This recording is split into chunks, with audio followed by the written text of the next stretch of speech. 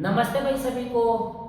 मेडी science पर आप सबका स्वागत है और मैं तुषार शर्मा आज केमिकल रिएक्शंस एंड इक्वेशन का पार्ट 2 लेकर के आया हूं, जिसमें हम केमिकल इक्वेशंस को समझेंगे। पार्ट 1 में हमने केमिकल रिएक्शंस को समझा, केमिकल चेंज को समझा और कुछ एक्टिविटीज की जिनसे हमने केमिकल रिएक्शन के ऑब्जर्वेशंस को पता लगाया। आज हम केमिकल इक्वेशंस के बारे में जानने की कोशिश करेंगे। आज हम केमिकल इक्वेशंस को समझेंगे। केमिकल इक्वेशंस क्या होती हैं? जब भी कोई केमिकल चेंज होता है तो उसे लिखने के तरीके को हम केमिकल इक्वेशन कहते हैं। जैसे हमने एक्टिविटी 1.1 में देखा, magnesium Burns in oxygen, it gets converted into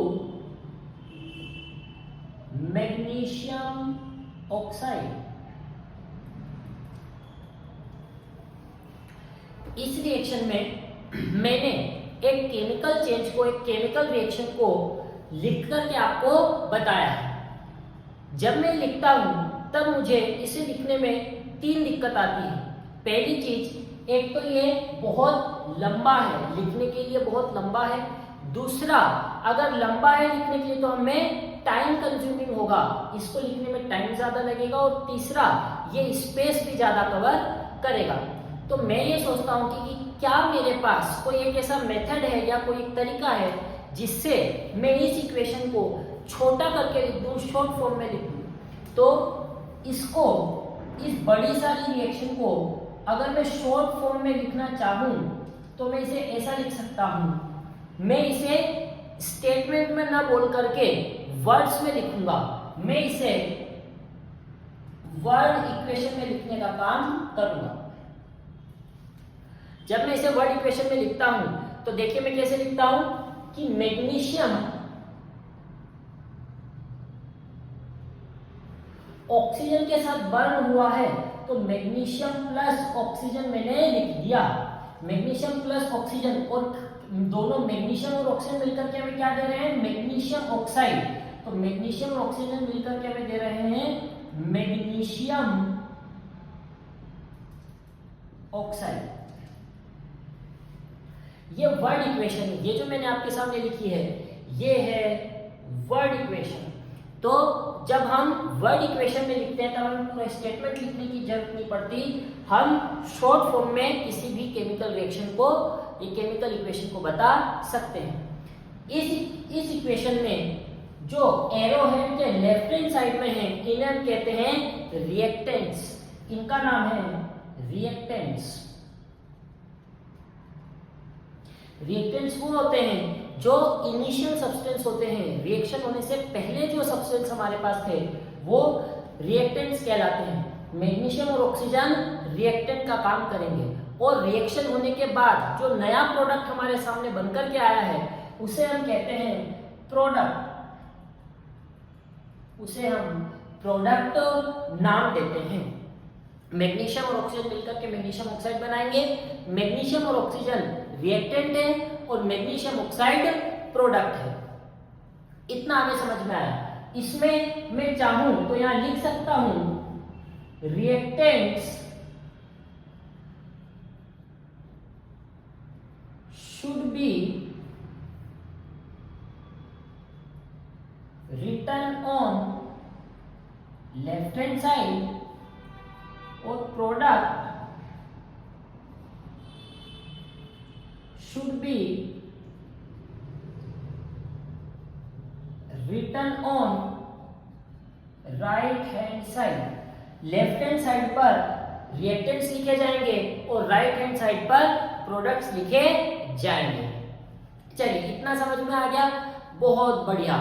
अगला टॉपिक स्टार्ट करने से पहले मैं आपसे एक सवाल और करना चाहता हूं कि पहले हमने स्टेटमेंट में इक्वेशन को लिखा, स्टेटमेंट को छोटा करके वर्ड्स में लिखा। क्या मैं इन वर्ड से भी छोटा और शॉर्ट फॉर्म और कन्वीनियंट मेथड ढूंढ सकता हूँ?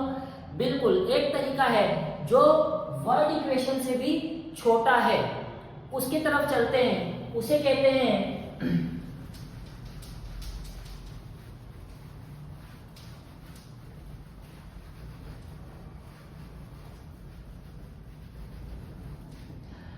अगला टॉपिक है writing a chemical equation. Chemical equation को लिखने का क्या तरीका है, उसे हमें अच्छे से सीखना है। केमिकल इक्वेशन को लिखने का तरीका क्या है? हम जब वर्ड इक्वेशन यूज करते थे तब उसमें मैग्नीशियम को उसके वर्ड्स में लिख लेते थे, ऑक्सीजन को उसके वर्ड्स में लिखते थे। लेकिन अब जब हम केमिकल इक्वेशन लिखेंगे तब हम वर्ड्स की जगह फॉर्मूलाज का इस्तेमाल करेंगे। तो मैं लिखता हूं in chemical equation we use formulas instead of words. इससे क्या होगा? मैंने लिखा magnesium plus oxygen gives magnesium oxide. ये एक वर्ड इक्वेशन है। जब मैं इस वर्ड्स की जगह फॉर्मूलाज इस्तेमाल करने लगूंगा, मैग्नीशियम की जगह Mg इस्तेमाल करने लगूंगा, ऑक्सीजन की जगह O2 गैस लिखने लगूंगा और मैग्नीशियम ऑक्साइड की जगह MgO लिखने लगूंगा, तो ये और भी छोटी हो गई है, और भी कंसाइज हो गई है, और भी ज्यादा इंफॉर्मेटिव हो गई है। तो ये इसे ही हम कहते हैं केमिकल इक्वेशन। तो केमिकल इक्वेशन में हम क्या करते हैं? किसी भी केमिकल चेंज को, केमिकल रिएक्शन को फॉर्मूलाज में लिखते हैं। इनिशियल सब्सटेंस को रिएक्टेंट और फाइनल सब्सटेंस को प्रोडक्ट के रूप में लिखते हैं। अब इस केमिकल इक्वेशन को और भी ज्यादा इंफॉर्मेटिव बनाने के लिए मैं यहाँ पर रिएक्टेंट और प्रोडक्ट की स्टेट भी लिख सकता हूं। To make chemical equation more informative, we also write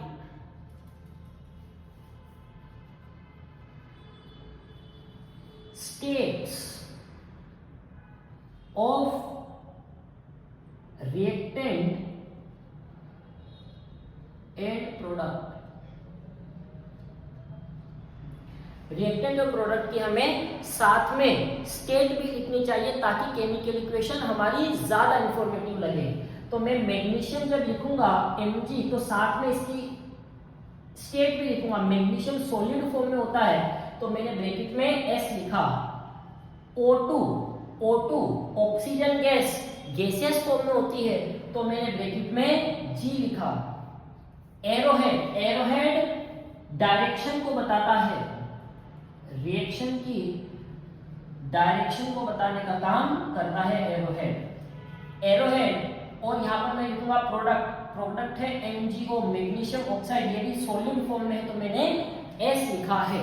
इसका मतलब जब हम कोई भी केमिकल रिएक्शन लिखते हैं तो हमेशा याद रखें रिएक्टेंट्स और प्रोडक्ट की स्टेट भी हमें साथ में मेंशन करनी है ताकि रिएक्शन ज्यादा इंफॉर्मेटिव हो। इसी के साथ हमने केमिकल रिएक्शंस को लिखना देखा कि केमिकल रिएक्शंस किस तरीके से लिखी जाती है। केमिकल रिएक्शंस में हमें फॉर्मूलाज का इस्तेमाल करना चाहिए, ना कि वर्ड्स या स्टेटमेंट का इस्तेमाल करना चाहिए। अब एक टॉपिक मैं आपको पढ़ाना चाहता हूं जिसमें मैं आपको केमिकल फॉर्मूलाज बनाना सिखाऊं। जैसे मैग्नीशियम ऑक्साइड, मैग्नीशियम और ऑक्सीजन मिलकर के क्या फॉर्मूला बनाएंगे? MgO बनाएंगे या MgO2 बनाएंगे, Mg2O2 बनाएंगे। ये वाले टॉपिक मैं आपको पढ़ाना चाहता हूं। बहुत आसान सा टॉपिक है जिसे हमें समझ लेना चाहिए। वैसे तो ये topic metals and non metals में आता है, ये वाला topic metals and non metals में आता है, लेकिन मैं चाहता हूं कि अगर आप इसी चैप्टर में इसी को सीख लें तो ज्यादा आपके लिए बेहतर रहेगा। राइटिंग केमिकल फॉर्मूलाज,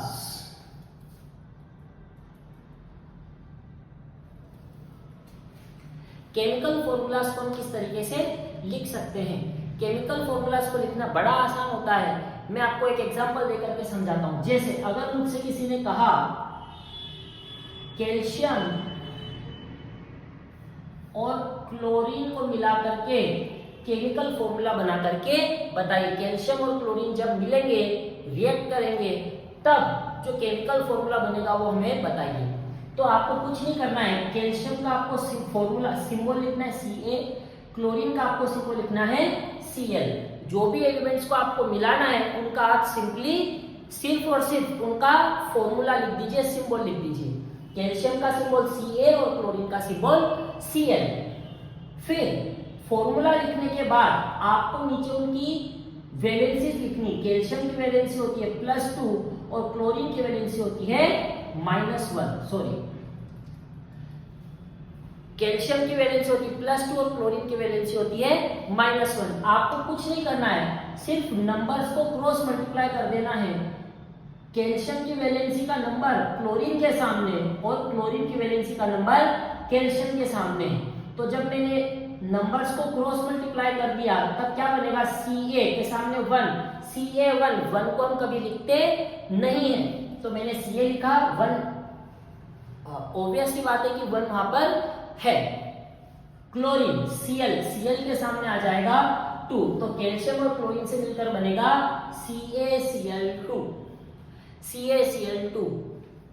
एक एग्जांपल और देखते हैं। मैं आपसे कहता हूं कि मैग्नीशियम और ऑक्सीजन को मिला करके केमिकल फॉर्मूला लिख करके दिखाइए। मैग्नीशियम और ऑक्सीजन को मिला करके केमिकल फॉर्मूला लिख करके दिखाइए। तो सबसे पहले क्या करेंगे, मैग्नीशियम का सिंबल Mg, ऑक्सीजन का सिंबल O। मैग्नीशियम का सिंबल Mg और ऑक्सीजन का सिंबल O। उसके बाद सिंबल लिखने के बाद हमें इनकी वैलेंसीज लिखनी होती है। मैग्नीशियम की वैलेंसी +2, ऑक्सीजन की वैलेंसी -2। वैलेंसीज लिखने के बाद वैलेंसीज के नंबर को क्रॉस मल्टीप्लाई कर दीजिए।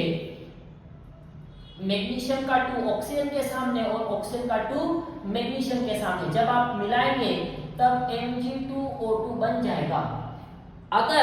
अगर केमिकल फॉर्मूला में नंबर सिंपल फॉर्म में कट सकते हैं तो हमें उन्हें काटना होता है। अगर ये डिवाइड हो सकते हैं तो डिवाइड कीजिए। 2 और 2 को मैं 2 से डिवाइड कर सकता हूं। 1 1 Mg1O1, 1 को लिखने की जरूरत नहीं है, 1 को लिखने की जरूरत नहीं होती है। तो यहाँ पर MgO मैग्नीशियम ऑक्साइड का फॉर्मूला MgO बनकर के सामने आ गया है। तो इस तरीके से आप किन्हीं भी दो एलिमेंट्स को मिलाकर के ये पता लगा सकते हैं कि उनका फॉर्मूला क्या बनेगा। सबसे पहले आपको सिंबल लिखने हैं, फिर आपको उनकी वैलेंसीज लिखनी है और वैलेंसीज को सिंपली क्रॉस मल्टीप्लाई कर देना है। क्रॉस मल्टीप्लाई करने के बाद अगर वो कट सकते हैं, शॉर्टेस्ट फॉर्म में आ सकते हैं तो शॉर्ट फॉर्म में लेना है और आपका फॉर्मूला आपके सामने तैयार हो जाएगा। इस तरीके से हम केमिकल फॉर्मूलाज को लिख सकते हैं।